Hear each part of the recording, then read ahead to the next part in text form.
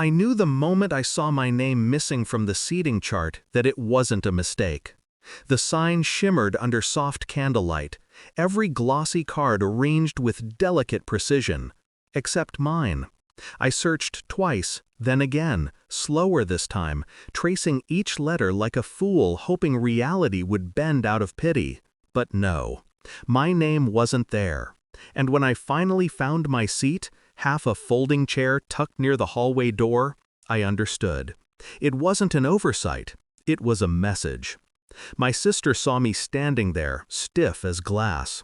She laughed behind her champagne, all fake sweetness. "Oh, sorry, guess there wasn't enough room," she said. "Close family gets priority." Her mother-in-law, the woman who'd always looked at me like I was lint on her dress, smirked.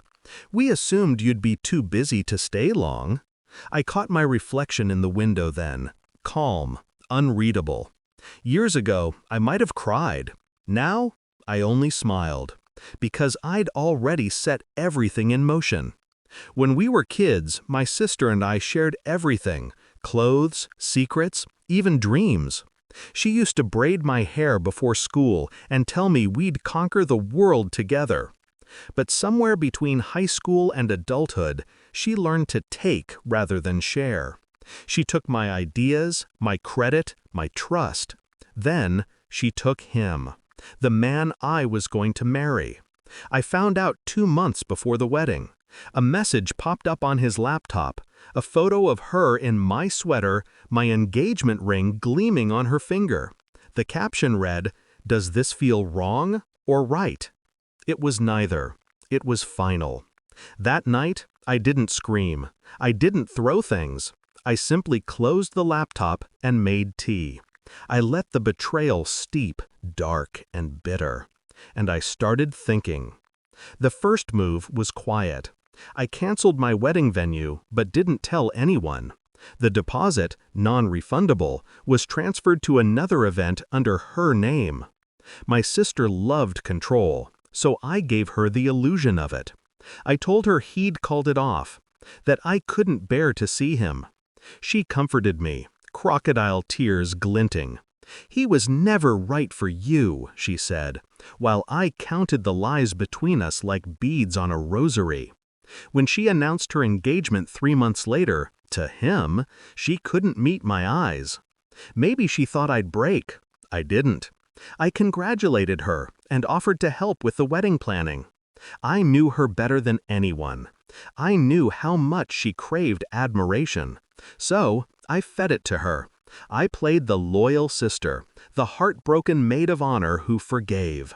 And while she preened for photographers and gushed about true love, I was behind the scenes adjusting the lights. By the time the wedding day came, everything was ready. Her dress, custom-made, delicate lace and pearls, stitched with a thin lining of water-soluble thread. The florist? My contact. The venue manager?